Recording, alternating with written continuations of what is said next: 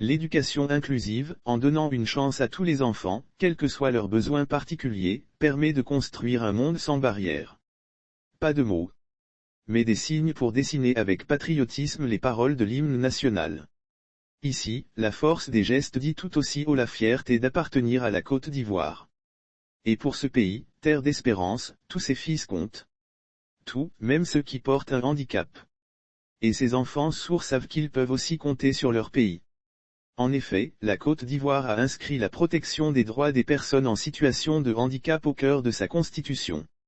Un engagement dit et réaffirmé encore par la secrétaire d'État chargée de la protection sociale, Clarisse Kéoméry, cet après-midi du 20 octobre 2021, à l'Institut national ivoirien pour la promotion des aveugles, INIPA. Aucun enfant n'est en marge du programme de l'école inclusive initié par le gouvernement ivoirien.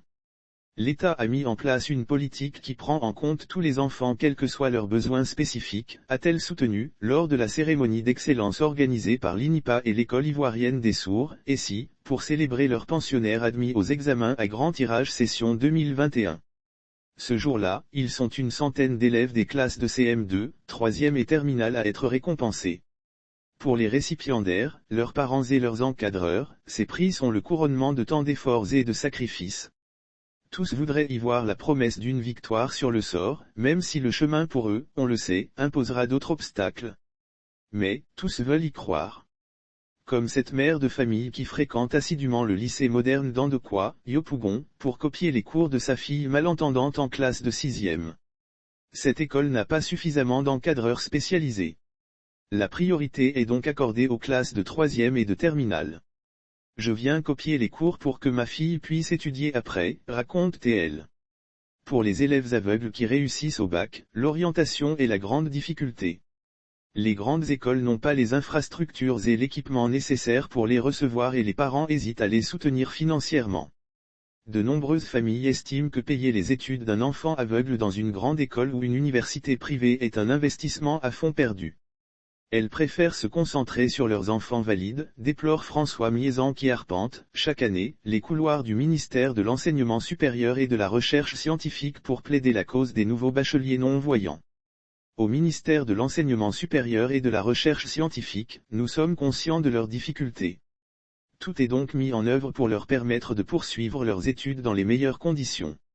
Des dispositions particulières sont prises pour les orienter à l'université Félix Houphouët-Boigny, assure le directeur des systèmes d'information, Abdou Maïga. Un projet porteur d'espoir. La Côte d'Ivoire veut aller encore plus loin pour construire une société sans barrières. C'est dans ce cadre que s'inscrit le projet « Éducation inclusive en Côte d'Ivoire », promouvoir une éducation inclusive de qualité pour les enfants en situation de handicap.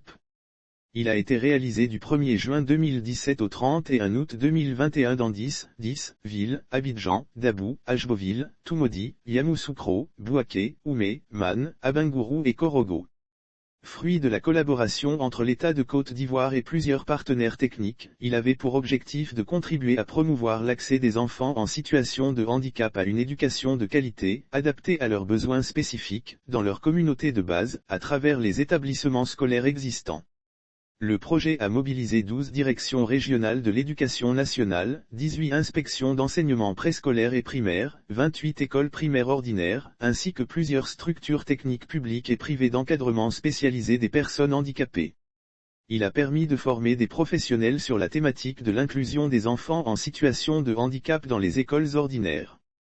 Ainsi, 232 enseignants dont 108 femmes d'école primaire, 125 encadreurs, superviseurs et administrateurs des services éducatifs, dont 30 femmes, et 93 travailleurs sociaux ont été formés à la question du handicap, de l'éducation inclusive en faveur des enfants en situation de handicap et à l'encadrement des enfants sourds ou non-voyants en milieu scolaire ordinaire.